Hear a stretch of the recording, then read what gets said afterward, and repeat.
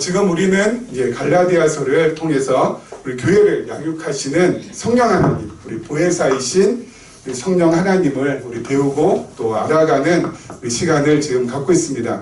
우리가 성경을 읽을 때 절대로 잊지 말아야 될 것 몇 가지가 있는데요. 그 중에 첫 번째가 바로 성경 전체의 흐름, 맥락, 이것을 절대 잊지 마시라고 했고요. 그리고 두 번째는 성경 전체를 통해서 나타나는 삼위일체 하나님.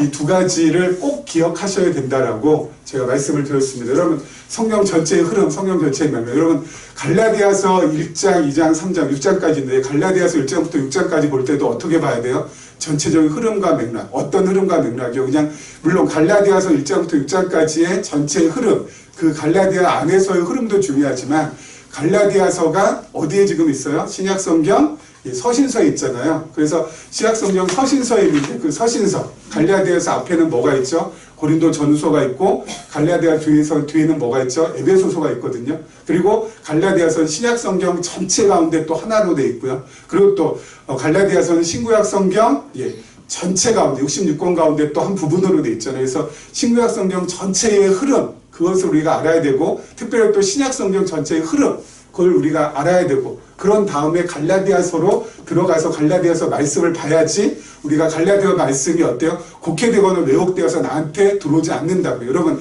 곡해되거나 왜곡되어서 들어오는 말씀은 어떤 효과를 주냐면요. 나로 하여금 어떻게 만들어요? 흥분시키게 만듭니다. 왜 흥분시켜요? 내 욕심을 자꾸 자극하니까. 내 욕망을 자꾸 자극하면 내가 흥분되잖아요. 그래서 여러분, 이 하나님의 말씀이 내 안에 들어올 때 자꾸 나를 흥분시킨다. 특별히 내 욕심을 자꾸 돋군다. 내 욕심을 자꾸 이렇게 불러일으킨다 라고 하면 이건 지금 말씀이 곡해되거나 왜곡되어서 들어오는 거라고 생각하시면 됩니다. 여러분, 말씀은 내 안에 들어오면은 욕심을 불러일으키지 않아요. 오히려 나로 하여금 어때요? 냉철하게 만들고요. 오히려 나로 하여금 침착하게 만들고 차분하게 만들어주지. 내 욕심을 막 돋궈서 내가 이걸 하면은 뭐 엄청나게 뭔가를 갖다가 얻을 수 있다. 내가 이걸 하면 또 엄청나게 뭔가 보상을 받을 수 있다. 이런 식으로 해서 내 욕심을 자꾸 자극하는 쪽으로 하나님의 말씀에 들어온다는 것은 그것은 뭔가 지금 잘못 보고 있다는 것이고요. 또 한 가지, 이 말씀이 왜곡되거나 곡해돼서 내 안에 들어올 때는 말씀이 어떻게 돼요? 나한테 무거운 짐으로 작용합니다. 여러분, 말씀은 절대, 특별히 신구약 성경 전체의 말씀은 나에게 짐이 되는 말씀이 없어요. 여러분, 나한테 무거운 짐, 나한테 정말 힘든 짐, 그러다가 턱턱 내 어깨 위에 이렇게 누른다. 그것은 말씀을 지금 잘못 보고 있다라는 사인입니다. 말씀은 나로 하여금 어때요? 평안을 갖다 주고, 나로 하여금 안식을 갖다 주고, 나로 하여금 쉼을 찾을 수 있도록 만들어줘요. 그래서 우리가 어때요? 수고하고 무거운 짐진 자를 예수님께서 그랬잖아요. 다 내가 오라고. 그렇죠? 내가 너희를 편히 쉬게 하겠다고. 그렇게 예수님께서 말씀하셨는데 그렇게 말씀하신 예수님이 편히 쉬게 하겠다는 우리를 갖다가 어때요? 무거운 짐을 턱하니 그냥 얹어줘가지고 힘들고 어렵고 괴롭게 그렇게 만든다는 것은 있을 수 없는 일이죠. 특별히 하나님의 말씀 전체가 마찬가지예요. 우리가 하나님의 말씀을 그렇게 보는 이유는 전체 흐름과 맥락을 모르고 어때요? 이 부분만을 자꾸 보니까 그렇게 곡해가 되는 거고요. 또 성경을 통해서 삼위일체 하나님, 성부, 성자, 성령 하나님 우리가 만나지 못하면, 그 하나님 우리가 배우지 못하면은 어떻게 돼요? 삼위일체 하나님을 배우지 못하면 자꾸 사람을 보게 되고요. 그리고 거기에 나온 사건을 보게 됩니다. 성경은 사람을, 사건을 우리에게 보여주기 위해서 기록한 책이 아니에요. 늘 말씀드리다시피 성경은 뭐라고 했습니까? 하나님의 계시라고 했잖아요. 열어서 보여주는 것. 하나님 자신을 열어서 보여주는 데 있어서 여러 등장인물이 많이 나오고 그리고 여러 사건들이 많이 나오고 또 여러 교훈들이 많이 나오지만은 제일 중요한 핵심 포인트는 바로 뭡니까? 하나님이시거든요. 하나님. 이번에 아카데미상 사계 부분을 수상한 기생충이라는 영화를 보면은 새 가족들이 나오잖아요. 그렇죠? 거기에서 막 얽히고 설키고 서로 욕심과 또 여러 가지 멸시와 아무튼 그런 여러 가지 그 새 가족의 어떤 갈등들이 막 등장하는데 여러분, 그 새 가족의 갈등 그것만이 우리한테 들어온다면은 감독의 의도를 우리가 정확하게 간파하지 못한 거죠. 그걸 통해서 이 봉감독은 무엇을 나타내려고 했다고요? 예, 이 자본주의 사회의 부익부 빈익빈이나 또는 빈부격차의 갈등, 또 해소할 수 없는 그러한 여러 가지 이유들, 뭐 이런 것들을 우리한테 이렇게 나타내려고 했다라고 이렇게 영화 평 쓰시는 분들이 그렇게 써놨더라고요. 그렇죠. 여러분 영화를 보더라도 이렇게 거기에서 움직이는 등장인물 또 거기에서 나오는 여러 사건들 그것만 겉으로 드러나는 것만 본다면 너무 일차원적으로 보는 거고요. 중요한 건 뭐라고요? 이면에 나타나는 저자의 의도, 감독의 의도, 연출가의 의도 그것을 봐야죠. 성경도 마찬가지입니다. 우리 갈라디아서도요 되게 간단해요. 뭐냐면은 갈라디아 교회에 지금 어떤 일이 생기냐면은 거짓 선지자들, 거짓 선생들이 들어와서 특히 어떤 선생들이냐면은 유대주의자들, 율법주의자들, 바리새인 같은 사람들이 들어와가지고 갈라디아 교회를 갖다 지금 혼란시키고 있거든요. 교란시키고 있습니다. 어떻게 해요? 예수 그리스도를 믿어서만 구원받지 않는다라는 거예요. 예수님만 믿어서만 구원받을 수 없다는 거예요. 뭐까지 해야 된다고요? 율법도 지켜야 된다. 그래서 너희들 할례도 받아야 된다. 그러면서 자꾸 어때요? 율법을 자꾸 강조하고 있거든요.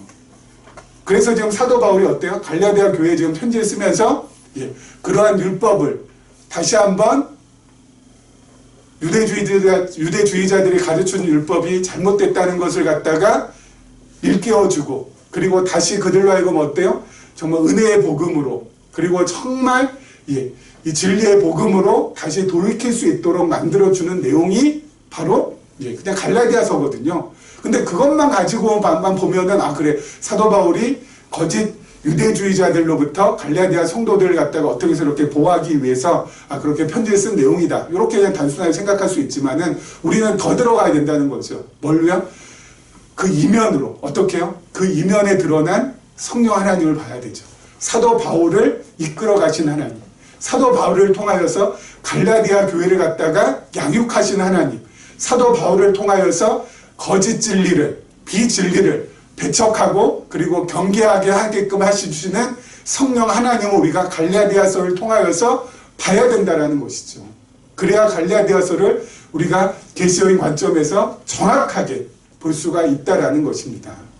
그래서 성경을 볼 때 이러한 흐름, 그래서 이제 말씀드리지만 성경은 구약 성경은 올드 테스트먼트죠. 구약 성경은 주로 성부 하나님의 존재와 그리고 성품과 그 하시는 일, 사역에 대해서 계시가 되어 있고 그리고 신약 성경 크게 두 부분을 해서 사복음서에서는 무엇이요? 예수 그리스도가 증거되죠. 어떤 하나님이시죠? 성자 하나님이신 예수 그리스도가 증거가 되고요. 그리고 사도행전부터 시작해가지고 계시록까지는 성령 하나님이 계시가 된다라고 말씀드렸죠. 성경은 이렇게 전체적으로 흘러가요. 이 중에서 사도행전은 교회의 설립을, 그렇죠? 그리고 사도행전 다음에 로마서부터 시작해가지고 지금 우리가 하는 갈라디아서는 교회가 세워졌으니까 세워진 교회를 갖다가 어때요? 키워야 되니까 교회의 양육만 하는 게 아니라 어때요? 양육한 이 교회, 성장한 교회를 갖다가 무장시키는 것이 바로 에베소서부터 빌레몬까지. 그리고 무장되어 있으니까 이제 싸워야 되죠. 그래서 투쟁은 히브리서부터 시작해가지고 요한 1, 2, 3서 유다서까지. 그리고 나서 계시록에는 투쟁하면 어때요? 반드시 승리할 수 있다는 거. 그래서 이 성령 하나님께서는 교회를 통하여서 이렇게 신약성경 사도행전부터 계시록까지 자기 자신을 계시해 준다고 했습니다. 그래서 이 성령 하나님은 우리가 어때요? 갈라디아서 이제 양육이죠. 요 양육 이것도 조금 더 세분화시켜서 로마서에서는 뭐예요? 칭의의 복음으로 양육시키는 말씀, 고린도 전후서에서는 건덕의 복음으로, 그리고 갈라디아서는 은혜의 복음으로 교회를 양육시키는 말씀이거든요. 이렇게 칭의의 복음, 그리고 건덕의 복음, 그리고 은혜의 복음으로 교회를 양육시키는 내용이 로마서부터 갈라디아서까지 있어요. 누가요? 성령 하나님께서. 그래서 이걸 통해서 우리가 성령 하나님이 보혜사, 우리를 보호해 주시고 은혜를 베풀어 주시는 스승이라는 것, 그리고 성령 하나님께서 진리의 영이라는 것, 그걸 갖다 우리가 확인을 하면은 아 진짜 성령 하나님이 나와 함께 하시고, 지금 여러분 교회라는 것이 이런 이 건물이 아니잖아요. 그렇죠? 지금 우리가 이렇게 모여있는 이 모임이 바로 교회인데, 이런 우리의 이 모임, 그리고 또 뭐예요? 여러분과 그리고 저 자신이 바로 뭐야? 교회잖아요. 그래서 교회는 우리의 모임일 수도 있고 우리 한 사람 한 사람일 수도 있죠. 우리 한 사람 한 사람을 어떻게 해요? 예수 그리스도로 말미암아서 다시 한번 중생케 해주시고, 중생한 우리들, 다시 태어난 우리들을 양육케 하게 해주시고, 그리고 잘 무장하게 해서 싸워서 이기게 해주시는 이 과정들이 나의 삶 속에서 드러날 때마다 우리는 무엇을 확인하면 되는 거예요? 야, 성령께서 나와 함께 하시는 거예요. 성령께서 이건 하시는 일이구나. 야, 이건 내가 하는 것은 아무것도 없구나. 성령께서 전적으로 지금 역사하시는 거구나. 이걸 갖다가 계속 깨닫고, 그 성령 하나님 앞에 우리가 더 가까이 가고, 그 성령 하나님과 늘 동행하는 삶을 구가할 때 우리의 어때요? 영혼이 매일매일 춤출 수 있고 매일매일 건강해질 수 있다고요. 여러분, 우리의 영혼은 우리의 육신하고 달라서, 그렇죠. 영하고 육신하고 완전히 다르죠. 육신은 건강한 음식을 잘 먹고 또 운동도 하고 그러면은 어때요? 우리가 늘 이렇게 좀 장수를 갖다가 지속적으로 할 수가 있죠. 우리의 영혼이 가장 좋아하는 것은 바로 뭐냐면은 이 생명의 양식, 우리의 영의 양식은 복음입니다. 복음. 근데 그 복음의 가장 핵심은 바로 뭐예요? 성경이고요. 그 성경에서 드러난 하나님을 우리가 배워가고 알아가고 깨달을 때, 야, 이런 하나님이셨구나. 아, 하나님이 정말 이런 분이셨구나.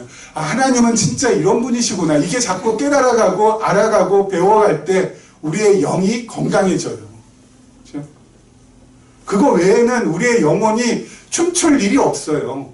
우리의 영이 건강해질 이유가 하나도 없어요. 그거 외에는. 그러니까 하나님을 배워간다는 거, 하나님을 더 깊이 알아간다는 거, 그게 얼마나 우리에게는 소중한 건지 모르겠어요. 그래서 제가 늘 그러잖아요. 하나님을 배워가는 데 있어서는 하나님의 말씀을 통해서 우리가 배우지만 또 어때요? 우리의 삶을 통해서도 배울 수 있잖아요. 공고한 삶을 통하여서도 배울 수 있고요. 형통한 삶을 통하여서도 배울 수 있고요. 그래서 형통할 때나 공부할 때나 그 모든 것들이 전부 다 하나님을 배워가는 도구로, 소재로 사용된다면은 여러분, 내 삶 속에서 일어나는 공고한 것, 형통한 것, 그것은 그렇게 중요하지 않아요. 이걸 통하여서 배우는 하나님을 내가 딱 알았다면 어때요? 그것으로 우리의 삶은 만족이라는 거죠. 이번 주 초에 제가 잘 아는 집사님 계신데 지난주에 병원에 가서 매년마다 건강검진 받으시는 분이시거든요. 그런데 평소에는 아무런 그 이상 없다가 좀 몸이 좀 컨디션이 안 좋고 또 목도 이상하고 좀 그래가지고 저 병원에 갔는데 불과 4개월, 그러니까 작년 말이죠. 작년 11월에 전체 종합검진 받으셨어요. 아무 이상 없다고 그러는데 4개월 만에 폐암 4기라고. 아니 무슨 이런 날벼락 같은 일이 있나. 폐암 4기라고. 그래서 그 얘기 듣고 나서 그걸 이제 통해 들어서 이제 저한테까지 이제 들려가지고 제가 직접 연락해가지고 월요일날 뵙자고 해가지고 월요일날 이렇게 점심에 같이 만나서 점심 식사를 이제 몇 분 집사님들하고 같이 했거든요. 그러면서 뭐 더 이상 드릴 말씀이 없잖아요. 폐암 사기는 참 어려운 부분인데 또 말씀 들어보니까 더 심각한 것이 과거에 또 유방암 때문에 한번 좀 힘들어서 근데 다행히 전부 다 어때요? 이 유방암 다 이제 또 잘 마무리가 되어서 이제 더 이상 또 유방암으로 5년 동안 진단이 이제 더 이상 안 나오면 어느 정도 완쾌가 된 거였다면서요. 근데 아무튼 이 암이라는 것이 진짜 아주 나쁜 자식인 게 뭐냐면 그 폐암이 과거에 걸렸던 유방까지 이게 다 전이가 됐어요. 들어보니까. 그리고 또 심지어는 뼈까지. 그래서 이렇게 말씀을 들어보면 들어볼수록 낙심할 수밖에 없고. 근데 뭐 어디 아픈 티 하나 없고요. 지금은. 왜냐하면 지지난주에 그 검사 결과가 나와서 들었기 때문에 뭐 식사하시거나 뭐 하시거나 하면서 뭐 전혀 그런 것도 없고 정말 그냥 이렇게 유쾌하고 쾌활하고 뭐 얼굴이 뭐 어디에 이렇게 좀 이상이 있다거나 그런 건 전혀 없고요. 거동하는데도 지금 현재로서는 전혀 불편함이 없습니다. 그런데 이제 그때 이제 제가 뭐 말씀드릴 게 뭐가 있나요? 이 말씀을 좀 드렸죠. 집사님 여태까지 살아오면서 삶을 통해서 말씀을 드려 하나님 잘 배워오셨다고. 그리고 이제 아들이 둘이 있는데 물론 장성한 아들이죠. 얘네 이 녀석들이 둘도 잘 키우셨다고. 집사님 보시기에는 남들보다 좀 뭐 뒷바라지 많이 못해준 것 그런 것 좀 아쉬울지 모르지만 제가 보기에는 하실 만큼 전부 다 하셨고, 그리고 또 남편이 또 한 3년 전인가 먼저 세상을 떠나셨거든요. 우리 남편 집사님께서 정말 그 사업하기 어려운 그 환경 속에서 잘 또 뒷바라지 잘 해주셔서 그렇게 되지 않았냐고. 집사님이 지금 당장 하나님 앞에 서실 때 하나님께 한 가지 확실하게 말씀드릴 수 있는 것이 한 가지 있다고.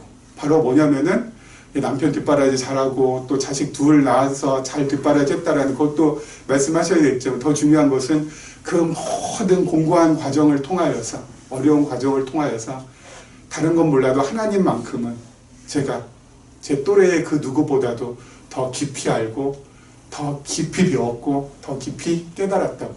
그거 말씀하시면 하나님께서 가장 많이 칭찬해 주실 거라고. 낙심하지 마시고, 또 어떻게 될지 모르니까.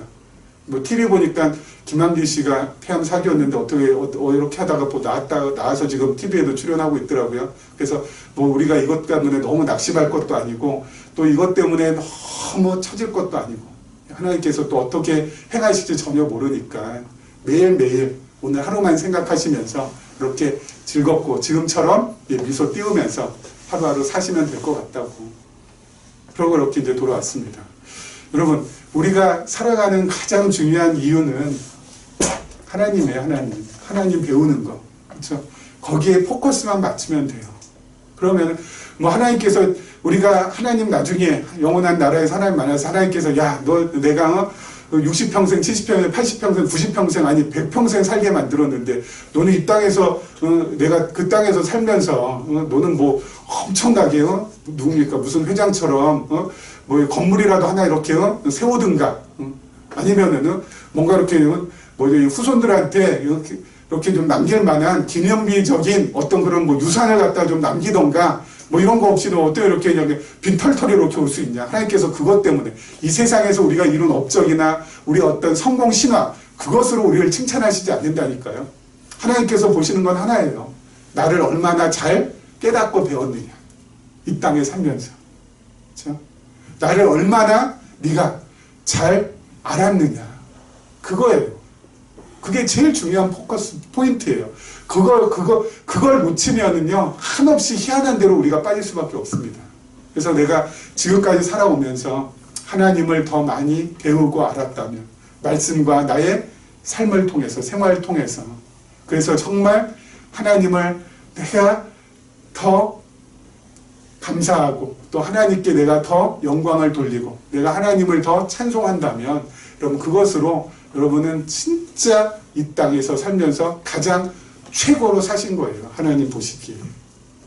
오늘도 하나님 말씀을 통해서 그 하나님이 이 갈라디아에서 나타난 하나님 우리가 확인해 보도록 하겠습니다. 자, 갈라디아서 우리 1장입니다.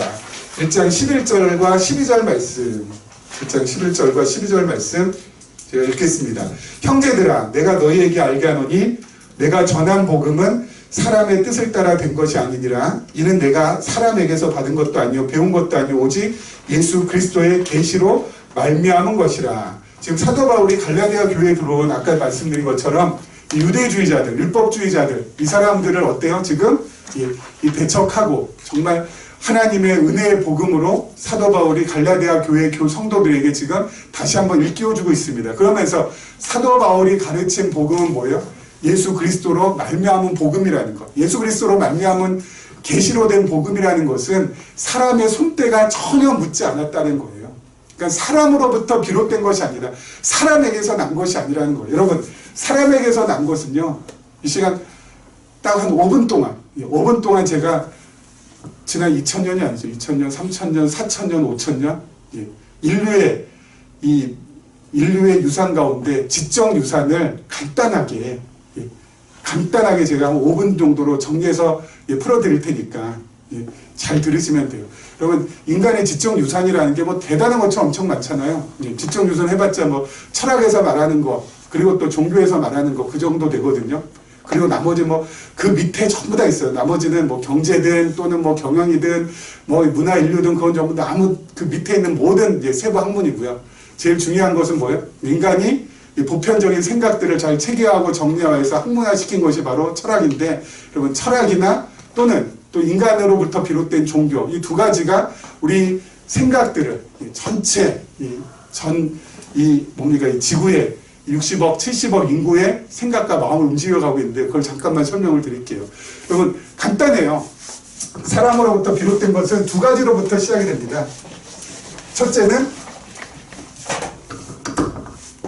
사색이고요.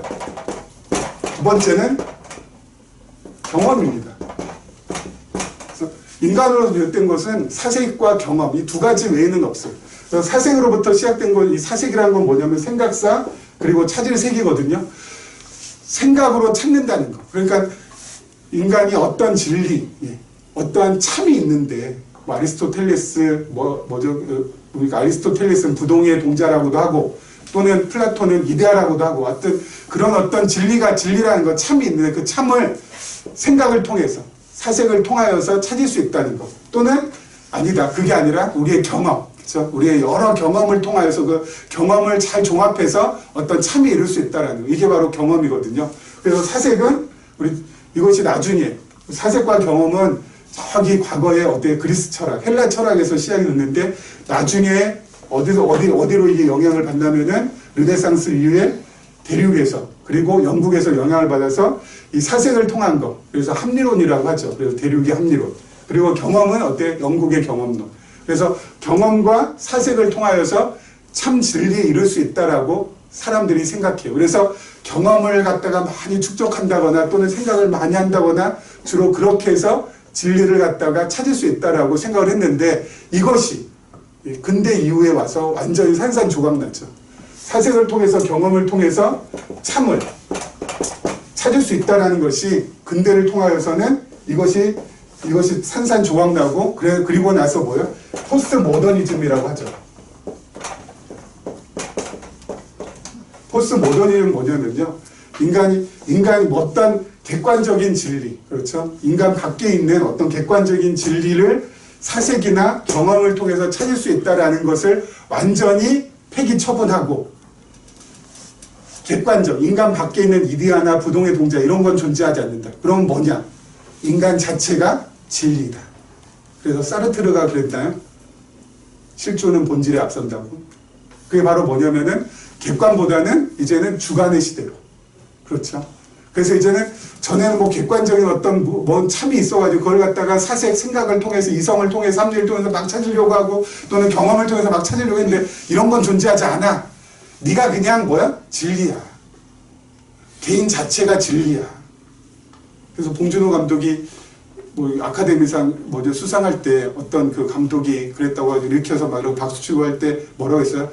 The most personal is the most creative.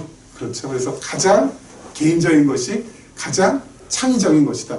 그게 바로 여기서 나온 거거든요. 사람 한 사람이 다 뭐예요? 진리라고. 그래서 그것이 이제는 어때요? 이제는 진리가 여기 이제 사색이나 경험이 아니라 우리가 그냥 각자 하는 거예요. 그래서 네가 하는 말도 맞고, 네가 하는 말도 맞고, 너가 하는 말도 맞고, 그가 하는 말도 맞고, 그녀가 하는 말도 맞다.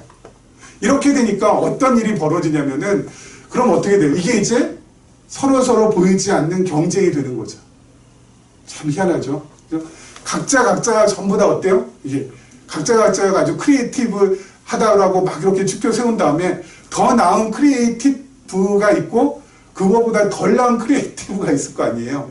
그러면은 그 사이의 격차 때문에 뭐가 생겨요? 갈등이 생겨요. 그렇죠. 그래서 이 포스트 모던이 계속 지속되면 지속될수록 어떻게 돼요? 인간과 인간과의 갈등과 경쟁은 끊임없기 때문에 계속된 스트레스, 계속된 어려움은, 괴로움은 지속될 거예요. 그러니까 인간으로부터 비롯된 모든 것이 마찬가지예요. 종교도 마찬가지예요. 종교도 사색과 경험으로부터 비롯돼요. 사람이 만든 종교는. 사색으로부터 비롯된 종교는 어떤 거예요? 불교. 석가모니가 보리수 밑에서 열심히 어때요? 돌을 갖다가 이 자신의 생각을 갖다가 막 써가지고 통달하잖아요. 결국 그것이 뭡니까? 생로병사. 인간은 태어나서 늙어서 병들어 죽는다는 거. 무슨 뜻이에요? 인간은 태어나면 병들고 늙고 죽으니까 집착하지 말라는 거. 다 내려놓으라는 거. 말은 좋죠. 근데 그게 가능하냐고. 왜요? 인간의 죄성 가운데 이 욕망, 욕심, 야망이라는 것이 있는데 그것은 그 어떤 것으로도 내려놓을 수가 없는 거거든요. 성령께서 붙들어 주시지 않으면은 절대 내려놓을 수가 없어요. 내려놓는다 해도 텅 빈 마음 가지고는 사람이 못 살아요. 진공 상태로는 살 수가 없어요. 뭔가 있어야지. 성령께서 오셔서 우리는 어때요? 육신의 소욕은 내려놓게 하시고 다른 욕심을 주시죠. 무슨 욕심이에요? 성령의 욕심, 성령의 소욕. 그래서 우리가 살아가는 거거든요. 근데 불교는 뭐 어때요? 다 내려놔라. 다 모든 게 다 허무한 거다. 다 허탄한 거야. 응? 무소유가 진리야. 여러분, 소유 안 하면은 살아갈 수가 있냐고요. 사람은 그저 소유하고 싶고 그저 가지고 싶고 그저 채우고 싶은데 그걸 다 털어버리라니까. 그러니까 말도 안 되는 거 가지고 사람들을 저는 현혹한다고 해요. 현혹한다고 저는 생각을 해요. 완전히. 그래서 저는 사색을 통한 이 종교는 이 궤변으로 흐르기가 쉽다고요. 그리고 경험을 통한 종교는 샤머니즘, 무속이죠, 무속. 그럼 무속은 어떤 거예요? 과거에 사람들이 불가항력적인 일이 생길 때마다 사람들 마음에는 종교심이 있어서 어떤 절대자를 찾아가거든요. 그래서 농촌에 사는 사람들은 어디로 찾아갈까요? 농촌 사람들은 큰 나무, 엄청나게 한 1000년 된 나무, 500년 된 나무 밑으로 가서 거기에다 대고 이 일에 대해서 열심히 또 어때요? 빌겠죠. 이 일 잘 풀리게 해달라고. 또는 이렇게 이 어촌에 사는 사람들은 바다를 보면서 해신을 향하여서 열심히 빌겠죠. 또 산촌의 사람들은 산신, 거기 산에 가서 또 열심히 빌겠죠. 자, 그렇게 열심히 빌었는데 10번 빌었는데 한 번 해결이 됐어요. 그러면은 9번 해결 안 된 것은 다 잊어버려요, 사람은. 그리고 한 번 해결된 것만 띵하게 남아요.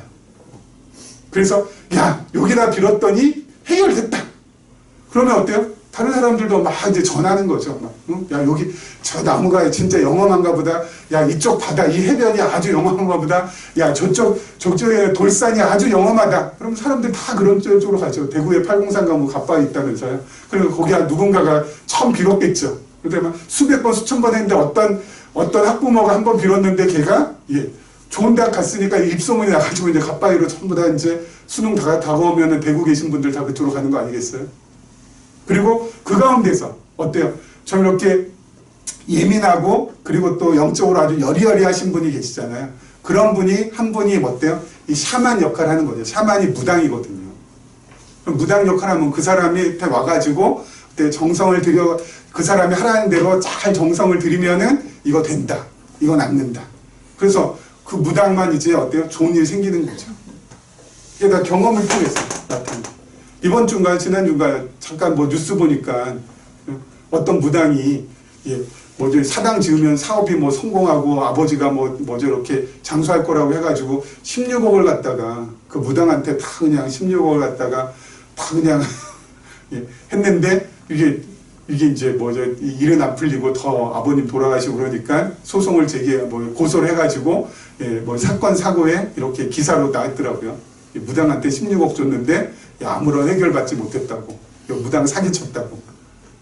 나중에 어떻게 될지 모르겠어요. 여러분, 인간으로 비롯된 모든 것들, 이거 마찬가지예요. 여러분, 경험으로 시작된 이 무속이라는 것도 어때요? 사람 이거 완전히 망조들리게 하는 거 아까 말씀드렸잖아요. 그냥 자기 재산 홀딱홀딱 전부 다 넘겨야 되니까. 이거 아니라고요. 그런데 계시라는 것은 뭐예요? 인간의 손때를 타지 않은 거. 위로부터 전해졌다는 거. 사도 바울은 어때요? 계시를 통해서 자기가 받은 것이지 누구한테 배운 것도 아니고 자기가 경험한 것도 아니라고. 이 복음은 위로부터 하나님께서 위로부터 주신 것이라고. 그래서 완전히 다르다는 거죠. 인간으로부터 비롯된 모든 것들은 끝이 어때요? 결론이 괴롭고 힘들고 어렵고 짐스럽고. 욕심 부추기고. 그런데 위로부터 받은 계시는 어때요? 사람 차분하게 만들고 평안하게 해주고 그리고 평화롭게 해주고 그래서 평평하게 살게 해주죠. 그 어떤 환경에 처하든지. 그게 바로 계시로 받은 복음의 특성. 사람으로부터 비롯된 것은 다 그래요. 아까 말씀드린 대로 철학도 그랬고요. 그리고 종교도 그렇고요. 사람을 완전히 몹쓰게 만들어요. 근데 다 거기에 전부 다 그냥 엮어서 가는 거죠. 안타깝게도. 근데 정말 감사한 건 하나님께서 우리를 어떻게 해요? 이런 곳에 사람으로부터 비롯된 곳에 매이지 않고 위로부터 주어진 계시의 말씀으로 우리가 받아들이고 깨닫게 하셔서 삶을 평평하게 살아갈 수 있도록 해주셨다는 것에 대해서만큼은 우리가 정말 평생 감사하고 또 감사해도 모자람이 있다라는 거죠. 자, 계속해서 보죠. 그 다음 절 말씀입니다. 내가 이전에 유대교에 있을 때 행한 일을 너희가 들었거니와 하나님의 교회를 심히 박해하여 멸하고 내가 내 동족 중 여러 영갑자보다 유대교를 지나치게 믿어 내 조상의 전통에 대하여 더욱 열심히 있었으니. 바울 사도 역시 어땠어요?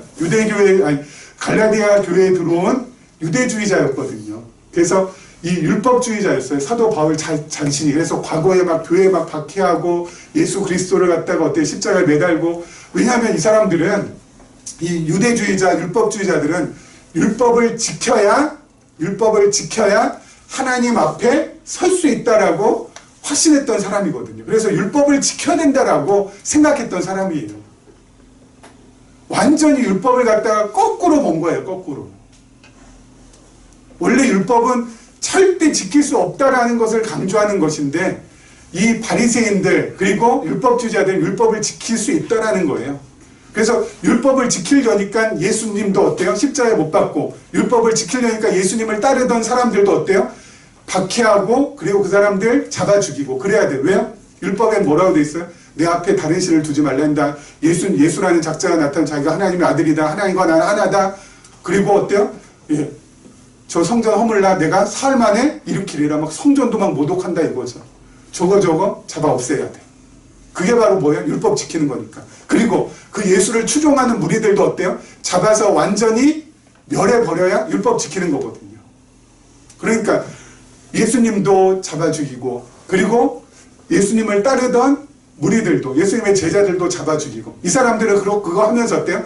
자기는 율법을 지켰기 때문에 하나님 앞에 설 수 있다라는 거예요.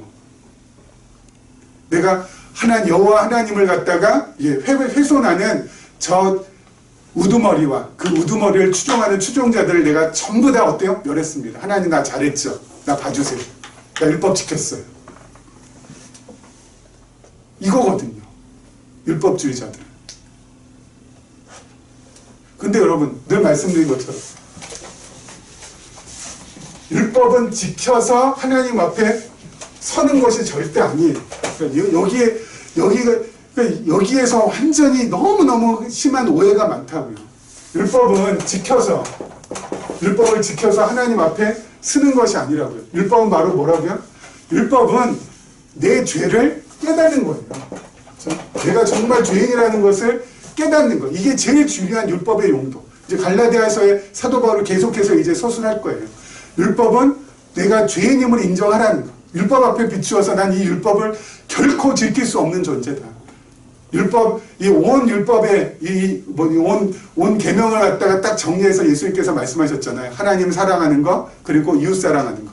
여러분, 하나님 사랑하고 이웃 사랑하는 것 하라는 게 아니라니까요. 하나님 나는 사랑할 수 없습니다. 하나님 나는 절대 내 이웃 내 몸과 같이 사랑할 수 없습니다. 이걸 고백하라는 거예요. 여러분, 하나님 그 누가 목숨을 다하고 그리고 정성을 다하고 마음을 다하고 힘을 다해서 하나님 사랑할 수 있는 사람이 있어요? 절대 없어요. 여러분, 하나님 눈에라도 보여야지 뭘 또 조금의 가능성도 있죠. 눈에 보이지 않는 사랑, 눈에 보이지 않는 하나님 우리가 사랑할 수 있다? 없다고요. 내 이웃을 내 몸처럼 사랑한다고요? 여러분, 그런 일이 어디 있습니까? 근데 우리는 착각해요. 그거 할 수 있는 거예요. 아니에요. 하나님 사랑할 수 없다. 그래서 하나님 사랑할 수 없을 때마다 내가 죄인인 것을 깨달으라는 거예요. 내 이웃을 내 몸처럼 사랑할 수 없을 때마다 나는 율법 앞에서 죄인이라는 걸 깨달으라는 거라고요. 이게 제일 중요한 포커스. 그러니까 율법 하면은 난 죄인이라는 걸 갖다가 가장 먼저 생각나야 돼요. 율법 그럼 내가 이거 지켜야지. 하나님 사랑해야지. 그리고 내 이웃 사랑해야지. 이렇게 들어가면은 과거에 예수님께서 그렇게 비판했던 바리새인들처럼 되는 거라고요. 화 있을진저 너희 놈의 자식들이 회칠한 무덤, 이 독살 자식들아, 그렇게 예수님께서 비판했던 바리새인 쪽으로 가게끔 만드는 거라고요. 죄인임을 깨닫고, 여러분 죄인은 반드시 치러야 될 대가가 있죠. 바로 뭐예요? 죽음이에요. 사망. 죄의 대가, 죄의 싹은 사망이니까. 그런데 내가 죽을 자리에 누가 지금 대신 오셔서 죽었다는 거예요? 예수님께서 대신 오셔서 죽었다는 거잖아요. 그렇기 때문에 내가 죽어야 되는데, 죄인이니까 죽어야 되는데, 예수님께서 대신 오셔서 나를 위해서 날 사랑하셔서 죽으셨으니, 어디에서요? 십자가에서. 그러면 내가 죽어야 될 자리에 예수님께서 대신 죽으셨으니까 결국 어디로 가야 돼요? 우리는 예수 그리스도의 십자가로 가야 된다는 거죠. 그래서 율법은 죄인임을 깨닫게 하고 예수 그리스도의 십자가로 가게 하는 것이 바로 율법의 용도예요. 왜요? 예수 그리스도의 십자가 앞에 가면은 십자가의 은혜와 하나님의 사랑을 체험할 수밖에 없고, 그 은혜와 사랑을 체험하게 되니까 어때요? 내 마음 가운데 다시 한번 평화가 도래하게 되고, 평안이 도래한 사람은 죄 짓고 싶은 마음이 조금씩 사라져요. 여러분, 다른 타종교는 죄 짓지 말라고 해가지고 죄 짓지 않으려고 발버둥치고 몸부림치게 만드는 게 타종교예요, 대부분. 근데 기독교는 죄 짓지 말라는 게 아니에요. 그럼 뭐예요? 죄인임을 깨달으라는 거. 여러분 한 사람 한 사람이 정말 율법 앞에서 죄인임을 깨달으라는 거. 이걸 가르치는 종교가 기독교라고요. 죄인임을 깨달아야 어디로 갈 수 있으니까? 생명이신 예수 그리스도 앞에 갈 수 있으니까. 그래서 예수 그리스도 앞에 가서, 예수님 앞에 가서 십자가를 만나고, 그 십자가에서 나의 이 몹쓸 이 죄인을 그럼에도 불구하고 끝없이 포용하시고 끝없이 안아주시고 끝없이 사랑하시는 그 예수님 품 안에 거할 수 있도록 만들어줘서 나로 하여금 죄인임에도 불구하고 참 평강과 참 기쁨과 참 소망을 가지고 살아갈 수 있게 만들어주니까. 말씀드린 대로, 근데 과거에 바울은 어땠어요? 이걸 잘못 깨달아가지고 이 율법을 지켜야지만 하나님 앞에 갈 수 있다고 생각해서 율법 지키기 위해서 몸부림치고 발버둥치고 난리를 쳤잖아요. 근데 그게 아니었다라는 거죠. 근데 지금도 우리가 잘못 들어서면은 과거의 바울처럼, 그렇죠? 과거의 바울처럼 그렇게 되기 딱 쉬워요. 자꾸 뭘 지키려고 하고, 이거 안 지키면 뭐 크게 뭐 하나님께서 벌하시는 줄 알고 늘 부들부들 떨면서 그렇게 다니고, 아니 그럴 바에 차라리 교회 안 다니는 게 낫지. 안 다니면 지 마음대로 막 하고 그냥 죄의식도 없이 그렇게 지낼 거 아니야. 근데 괜히 교회 다녀가지고 짐은 짐대로 그냥 더 무겁고 그냥 벌 받을까봐 덜덜 떨어야 되고, 그러면서 왜 살아야 되냐고요. 주눅 들어서. 그게 아니에요. 기억하세요. 계속해서. 여러분, 이 율법에 대한 부분이 이 갈라디아서에 아주 정면에 등장합니다. 그래서 이 예수 그리스도께 인도하는 이것을, 과거에는 그래서 율법을 갖다가 옛날 성경에는 몽학선생이라고 했고요. 그리고 지금은 초등교사라고 해요. 지금 성경에서. 이 몽학선생 초등교사는 뭐냐면 아주 어렸을 때 애를 갖다가 어때요? 이쪽으로 가야 돼. 아주 그 로마 시대 때 자녀들 키울 때 자녀들이 한 대여섯 살 되면 선생을 하나씩 붙여줬나 봐요. 가정교사를. 그래서 그 가정교사가 얘를 갖다가 이렇게 가야 돼, 저렇게 가야 돼 할 때 얘가 어때요? 그 대로 따라서 가는 거. 그렇게 하는 분이 바로 몽학선생, 지금 성경은 초등교사라고 하거든요. 근데 이 율법이 몽학선생 초등교사인 이유는 바로 뭐냐면은 예수 그리스도의 십자가 앞에 가게 만드니까. 우리로 하여금. 그래서 율법을 어때요? 몽학선생이라고도 하고 초등교사라고도 하고. 그러니까 여러분, 이 갈라디아서에 보면은 명명백백하게 이렇게 나와 있는데 왜 몰랐을까? 그렇죠? 그거 보면 되게 아쉽고 안타깝고 그렇습니다. 자, 마지막 이 말씀 한번 하고 마무리 짓도록 할게요. 그러나 15절이요. 내 어머니의 태로부터 나를 택정하시고 그의 은혜로 나를 부르시니가. 여기까지. 그러나 내 어머니의 태로부터 나를 택정하시고 그의 은혜로 나를 부르시니가. 나의 어머니의 태로부터라는 것은 엄마가 바울 사도가 이렇게 엄마 뱃속에 있을 때잖아요. 그때 이미 택정은 뭐야? 택하고 정했다고. 누구로요? 하나님의 자녀로. 에베소서에 가면은 그 다음에 있는 에베소서 가면은 어머니 배보다 더 깊이 들어가요. 언제라고요? 창세 전에 그리스도로 말미암아 우리를 하나님의 아들로 예정하셨다고. 여러분 바울 사도가 뭐 대단하게 뭐 저렇게 실력이 좋고 그리고 또 뭔가 이렇게 막 이 모양새가 아주 빼어나고 그래서 하나님께서 택정한 게 아니라고. 여러분 엄마 뱃속에 있을 때 그 뱃속에 있는 애가 지금이야 뭐 초음파 검사를 해가지고 막 3D로 막 나와가지고 애 모습이 이렇게 드러났지만은 2000년 전 그 옛날에 사도 바울이 뱃속에 있을 때 그 뱃속에 있는 애가 그 뱃속에서 지금 착한 짓 하고 있는지 나쁜 짓 하고 있는지 그걸 갖다가 구별할 수 있어요? 없어요? 지금도 마찬가지지만. 그리고 뱃속에 있는 애가 정말 아름다운 모양인지 아니면 추한 모양인지 어떻게 할 수 있냐고요? 할 수 없어요. 하나님께서 그건 뭐예요? 무조건적으로 하나님의 주권적으로 바울 사도를 택했다는 거예요. 택했다는 거. 그것이 바로 뭐예요? 복음의 시작이에요. 우리의 시작이기도 하고요. 그게 바로 복음이라고요. 우리의 외적인 모양, 우리가 지금 가지고 있는 소유 그런 거 전혀 하나님께서 어때요? 판단하시지 아니하시고 그걸로 조건 삼으시지 아니하시고 이미 우리를 창세 전에 예수 그리스도로 말미암아 그냥 무조건적으로 택해 주셨다는 거. 목사님, 택하지 않은 사람은 어떡합니까? 하나님 너무 불공평한 거 아닙니까? 그렇게 이제 또 질문하겠죠. 하나님께서 택하고 택하지 않는 어떤 사람 택하고 어떤 사람 택하지 않은 것 그 자체가 바로 뭐예요? 공평하신 거예요. 인간이 사용하는 공평의 기준과 성경에서 말하는 공평의 기준이 달라요. 우리들은 어때요? 다 똑같이 똑같은 출발선에서 스타트할 수 있도록 해주는 게 다 공평한 거라고 하지만은 성경은 그렇지 않다고요.